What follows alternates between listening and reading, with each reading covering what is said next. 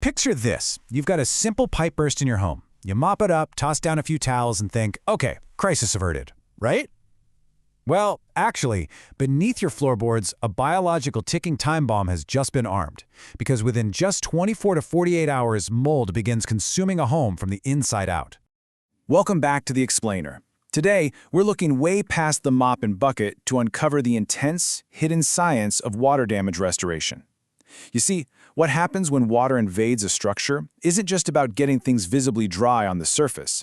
It's actually all about thermodynamics, microbiology, and deploying strict, science-based protocols to stop a microscopic invasion right in its tracks. Okay, let's dive into this. On our agenda today, first, we'll look at the Pickerington perfect storm.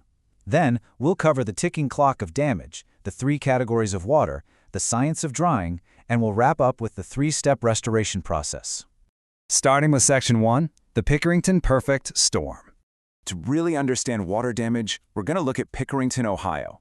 It's basically an absolute worst-case scenario for homeowners. And it's fascinating because a bunch of local factors combine to create this persistent threat. First, properties sit right in the Big Walnut Creek watershed, so seasonal flooding is just a constant reality. Then you've got that clay-rich soil all over Fairfield County. It acts exactly like a giant underground sponge, trapping moisture right up against foundations. Combine that with aging 1990s and early 2000s construction in neighborhoods like Sycamore Creek and Turnberry, severe Ohio freeze-thaw cycles that literally burst pipes all winter, and frequent sump pump failures over near Pickerington ponds. And yeah, you've got the ultimate recipe for structural disaster. Moving to Section 2, the ticking clock of damage. When a storm hits, restoration becomes a literal race against physics and biology. Every single minute dictates how much of a property you can actually save. Within the first 60 to 90 minutes, an emergency response is absolutely crucial to extract standing water and stop it from wicking up into your drywall and insulation. If you miss that golden window, well, you inevitably hit that 24 to 48 hour mark, which guarantees mold spores are going to start growing and spreading through the air. From there, you're looking at 3 to 5 days of constant, scientifically monitored drying for standard materials and up to 7 to 10 days of specialty drying for really dense stuff. In this game, time is for sure your biggest enemy. Section 3, 3 categories of water. Now, what's really interesting about this is that time isn't the only factor at play. Not all floods are created equal. The industry actually classifies the biological hazard of water into 3 distinct categories. Category 1 is clean water. Think a burst supply line or rain. Minimal immediate health risk. Category 2 is gray water, from appliances like washing machines or dishwashers. It's got some chemical or biological contaminants in it. But Category 3? No way. That is black water. We're talking sewage backups or outdoor flooding, and it poses severe health risks. Category 3 demands highly specialized safety protocols, total disposal of porous materials, and intense antimicrobial treatments. Which brings us to Section 4, the science of drying. Once the water is categorized and extracted, we enter the most critical phase. This is where we shift from looking at the physical damage to the calculated mathematical science required to actually save a building. A lot of people think drying a room just means cracking a window or plugging in a box fan. Not quite. Professional IICRC certified technicians rely on a hidden science called psychrometry. Essentially, it's the scientific study of the interaction between air and moisture.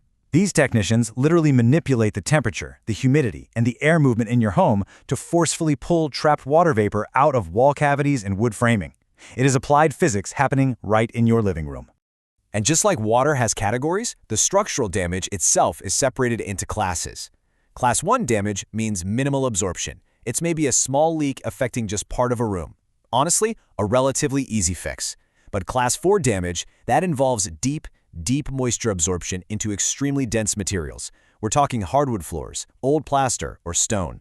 Class 4 demands advanced penetrating moisture meters and thermal imaging cameras to find the hidden pockets of water that your eyes and hands will completely miss. So the absolutely crucial point here is knowing exactly when the job is actually done. And that comes down to a very specific metric, 15 to 20%. This precise number is the target safe moisture content for wood framing. Restoration crews track daily moisture readings using psychrometric charts, and they literally cannot remove their commercial dehumidifiers until the structural wood hits this exact safe range. Pulling the equipment early just because the surface kind of feels dry to the touch? That is exactly why do-it-yourself cleanups result in massive, hidden mold issues months down the line. And this brilliantly illustrates the extreme standard required for denser materials like concrete. For concrete, the safe moisture standard is 1%. 1%. Because it's so incredibly dense, it can take 7 to 10 days to pull enough moisture out to hit this level. It just proves that guessing with a quick touch test simply isn't an option. Without calibrated tools reading deep into the material, you are totally flying blind. Finally, Section 5, the 3-step restoration process. So how do the experts actually pull the whole shebang together to save a property? Well, the process follows very strict protocols. Step 1 is emergency assessment and extraction. This is that critical 60 to 90-minute window we mentioned where truck-mounted pumps are brought in to remove thousands of gallons of standing water. Step 2 is structural drying and monitoring. This is where the psychrometrics, commercial dehumidifiers, and thermal cameras all come into play to extract that invisible moisture. And finally, Step 3 is repair and final restoration, rebuilding the drywall, matching the floors, fixing up the electrical. The major takeaway here, skipping straight to Step 3 without thoroughly verifying Step 2 is a total disaster. If you trap moisture behind new drywall, you aren't fixing your house, you're literally building a greenhouse for mold. Which leaves us with this highly provocative question to end our explainer today. If a pipe burst in your walls right now, would you really know what's hiding behind the drywall?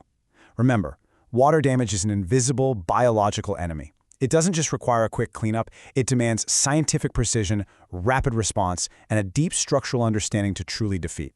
Stay curious, stay vigilant, and I'll catch you in the next explainer.